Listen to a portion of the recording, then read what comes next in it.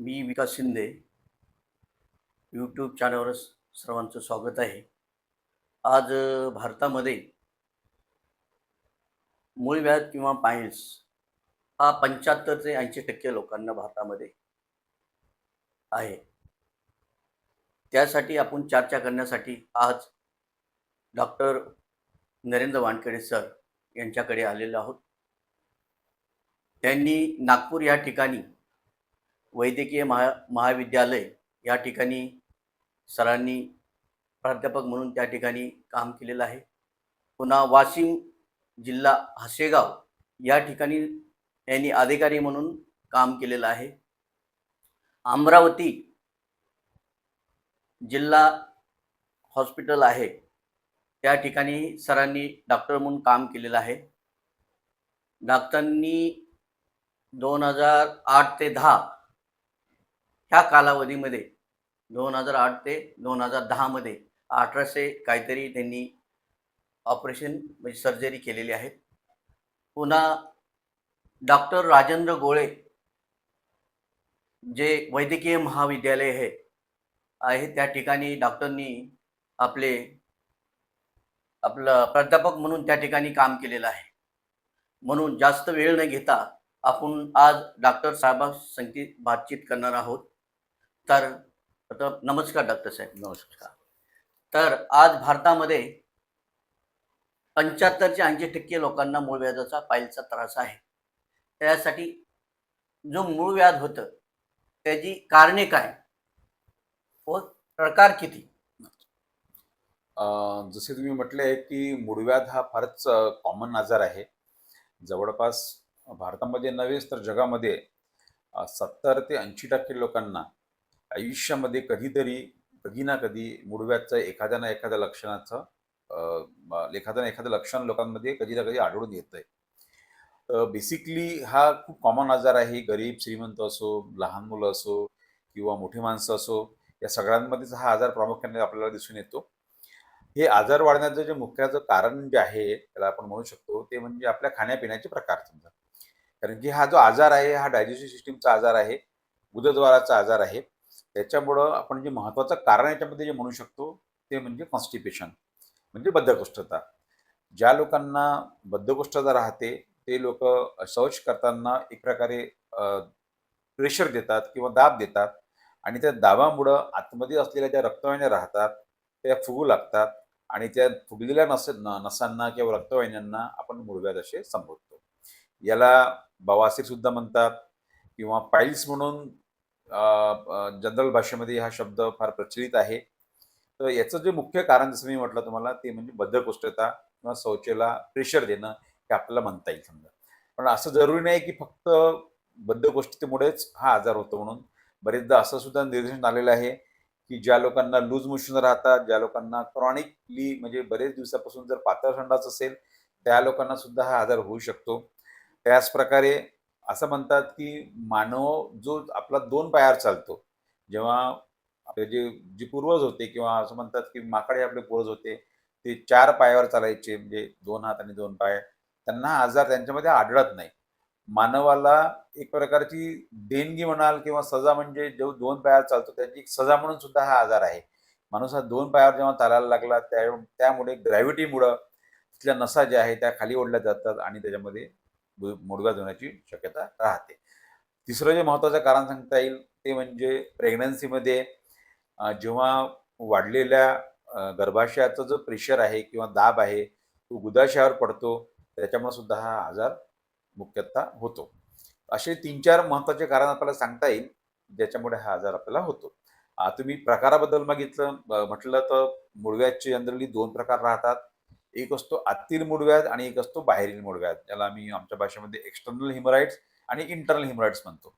बाहेरच्या नसा जर फुगल्या असतील त्याला आपण बाहेरचा मूळव्याध म्हणतो आणि आतमधला जर मूळव्याध नसा फुगल्या असतील त्याला आपण इंटर्नल पाईल्स म्हणतो. इंटर्नल पाईल्सच्या पायऱ्यानुसार त्याचे परत 4 आपण स्टेजेस केलेले आहे. पहिली, दुसरी, तिसरी आणि चौथी.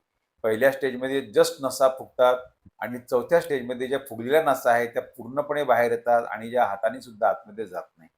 मधल्या स्टेजमध्ये बाहेर येतात पण बोटाने ढकलल्यानंतर ते आतमध्ये जाऊ शकतात. असे प्रामुख्याने मूळव्याधचे 2 प्रकार असतात. आतील मूळव्याध आणि बाहेर मूळव्याध. आणि त्याच्यावर आपण उपाय काय करायचे? होऊ नये म्हणून उपाय.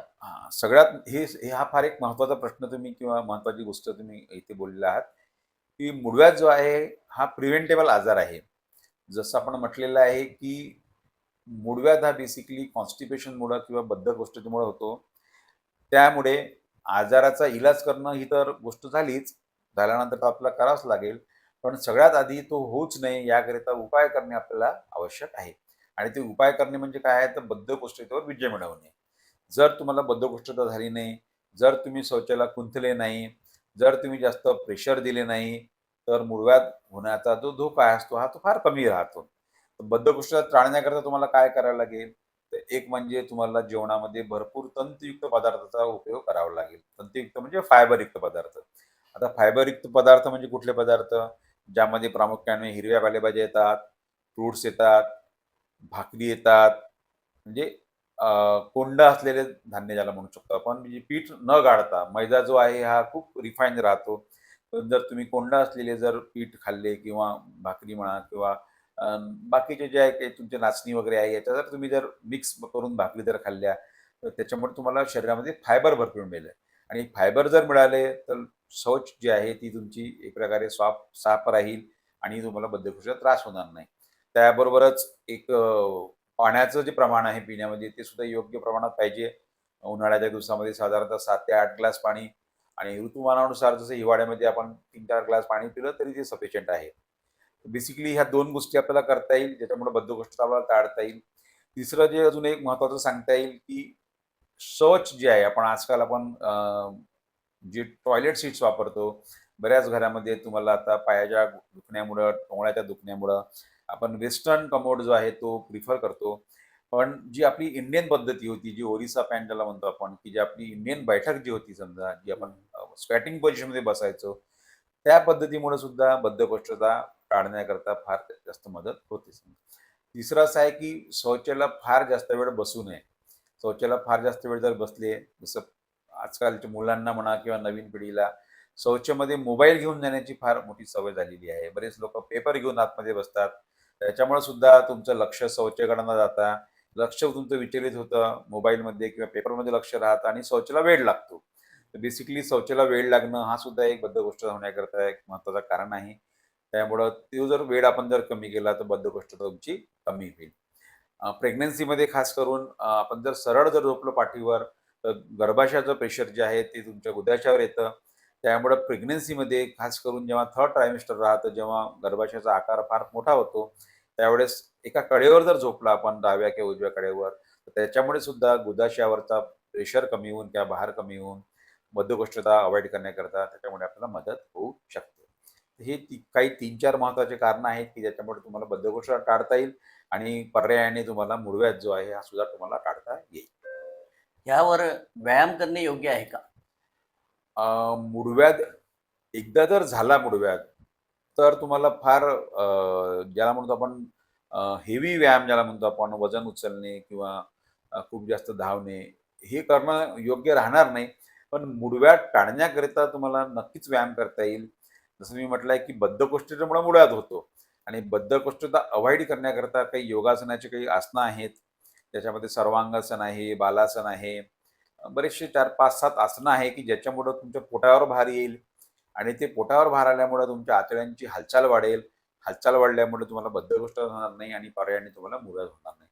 म्हणून डेफिनेटली चालणे, हलके चालणे, पोहणे, सायकलिंग करणे, योगासनाचे काही प्रकार हे केल्यामुळे तुम्हाला नक्कीच मूळव्याधमध्ये म्हणजे मूळव्याधच्या प्रिव्हेन्शन करता म्हणजे मूळव्याध होणार नाही याकरता तुम्हाला फायदा होईल.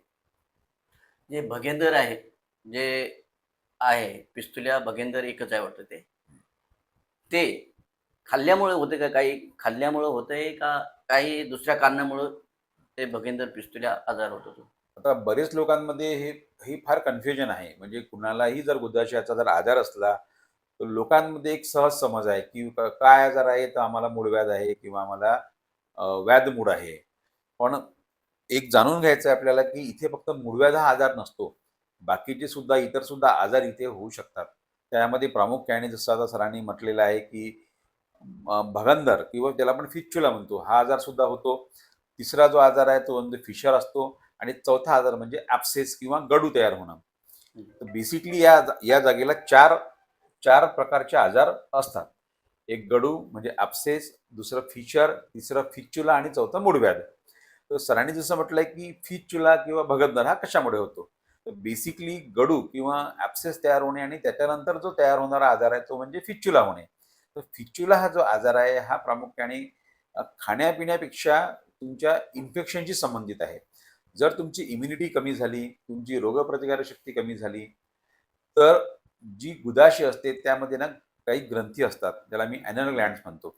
आणि ते ॲनल ग्लँडमध्ये जर इन्फेक्शन झालं, तर त्या इन्फेक्शनमुळं तिथे ॲब्सेस तयार होतो, म्हणजे गळू तयार होतो. आणि ते गडूला जेव्हा आपण चिरा मारतो किंवा जो तो आपोआप फुटतो, त्याच्यानंतर 1 ते 2 महिन्यानंतर किंवा 3 महिन्यानंतर तिथे जो एक नडी जी शिल्लक राहून जाते किंवा जी ट्यूब शिल्लक राहून जाते, त्याला आपण भगंदर म्हणतो. तर भगंदर म्हणजे काय आहे? It is a sequence. Sequence म्हणजे कशाचा सिक्वेन्स आहे? आधी तुम्हाला ॲब्सेस तयार होतो, तो ॲब्सेस फुटतो, ॲब्सेस फुटतो किंवा त्याला आपण चिरा मारतो आणि त्याच्यानंतर 2-3 महिन्यानंतर त्याच्यामध्ये भगंदर तयार होतो. भगंदरला जनरली 2 तोंडे राहतात. बासरी कशी असते आपली 2 तोंडाची बासरी. एक जे तोंड राहते ते स्किनवर किंवा चामडीवर राहते आणि त्याचा एक जे टोक आहे किंवा तोंड जे आहे ते गुदाशयाच्या आतमध्ये राहते. अशा प्रकारे भगंदर जो आहे हा खाण्यापिण्याशी कमी संबंधित आहे. पण असं म्हणता येणार नाही आपल्याला की खाण्यापिण्याचा त्याचा काही संबंध नाही आहे. डेफिनेटली जर तुम्ही खूप जास्त मसाल्याचं खात असाल, खूप जास्त तिखट खात असाल, डेफिनेटली तुम्हाला भगंदर होण्याचे चान्सेस थोडे जास्तच राहतील नॉर्मल लोकांपेक्षा. पण हा आजार मुख्यत्वे इन्फेक्शनमुळं किंवा त्या ग्लँडमध्ये जे इन्फेक्शन होते त्याच्यामुळे होतो. दुसरं अजून एक कारण आहे भगंदर होण्याचं, ते म्हणजे फिशर. फिशर म्हणजे गुदाशयाला एक चीर पडणं. गुदाशयाला जी चीर पडते त्याच्याकडे जर आपण लक्ष दिलं नाही, कारण की गुदाशयाला जी चीर पडते त्याला आपण फिशर म्हणतो आणि फिशरचं ट्रीटमेंट जे आहे ते कुठलीही मेडिसिन नाही आहे. मेडिसिनमुळं तुम्हाला तात्पुरता आराम पडू शकतो, पण फिशरची जी अल्टिमेट ट्रीटमेंट जी आहे ती सर्जरी राहते. आणि फिशरकडे जर तुम्ही दुर्लक्ष केलं, जर तुम्ही प्रॉपर वेळेमध्ये सर्जरी केली नाही, तर फिशर पुढे वाढत जाऊन भगंदरमध्ये सुद्धा कन्व्हर्ट होऊ शकतो, ज्याला आम्ही फिशर फिस्चुला कॉम्प्लेक्स म्हणतो. त्याच्यामुळं भगंदर होण्याचे 2 महत्त्वाचे कारणं आहेत. एक म्हणजे फिशर आणि दुसरं म्हणजे ॲनल ग्लँडचं इन्फेक्शन. त्यांनी भगंदरनी कॅन्सर होऊ शकतो का? कॅन्सर होण्याचे प्रमाण तसं फार कमी आहे. पण आपण असं म्हणू शकत नाही की भगंदरमध्ये कॅन्सर होत नाही. स्क्वॅमस सेल नावाचा जो कॅन्सर आहे, तो भगंदरमध्ये जर लाँग स्टँडिंग भगंदर असेल, तुम्ही जर वर्षानुवर्ष त्याच्याकडे जर दुर्लक्ष जर केलं असेल, तर डेफिनेटली त्याच्यामध्ये कॅन्सर होण्याची भीती राहू शकते. आपल्याला डॉक्टर नरेंद्र वानखेडे सरांनी एकदम उत्कृष्ट माहिती सांगितलेली आहे. डॉक्टर नरेंद्र सर हे त्यांना भरपूर सामाजिक पुरस्कार भेटलेले आहेत. त्यांना आंबेडकर चळवळीची पार्श्वभूमी आहे. त्यांचं अमरावती येथे समता बुक डेपो म्हणून बुक स्टॉल आहे. तिकडे मूर्त्या भेटतात, सर्व काही भेटतं. हे आपले हे हां, समता बुक डेपो जवळपास याला 30 वर्ष झालेले आहेत. 30,000. बाबासाहेबांच्या जन्मशताब्दी वर्षी सुरू अच्छा. केलेलं अमरावतीमधलं सगळ्यात हं, पहिलं दुकान ज्याला म्हणता येईल, हं. असं हे दुकान आपलं आहे. आणि सरांना भरपूर समाजरत्न पुरस्कार भेटलेले आहेत. भरपूर समाजासाठी समाजसेवा करतात आणि सरांनी मूळव्याध व ह्यावर पुस्तक लिहिलेले आहे. ते पुस्तक इथे प्रत्येक व्यक्ती आला मूळव्याधचा तर त्याला फ्रीमध्ये दिलेलं असतं. इथून फ्रीमध्ये पुस्तक दिले जाते. कारण का दुसरा एखादा डॉक्टर जर असता तर त्या डॉक्टरनी त्याचा व्यवहार मांडला असता पैसा कमवण्यासाठी. ₹100 तरी पुस्तक दिलं असतं डॉक्टर लोकांनी. तर हे डॉक्टर हे पुस्तक जे आहे मूळव्याध हे फ्री ऑफ कॉस्ट इथे डॉक्टर साहेब दिले जाते. तर अशी साहेबांनी भरपूर समाजसेवा केलेली आहे. तर त्यांनी आपल्याला वेळात वेळ काढून आपल्याला त्यांनी या ठिकाणी मूळवाद या विषयावर मार्गदर्शन केलेलं आहे. आता पुढल्या भागामध्ये, पुढल्या भेटीमध्ये आपण नंतर भेटूया. तोपर्यंत नमो बुद्धाय. जय भीम. जय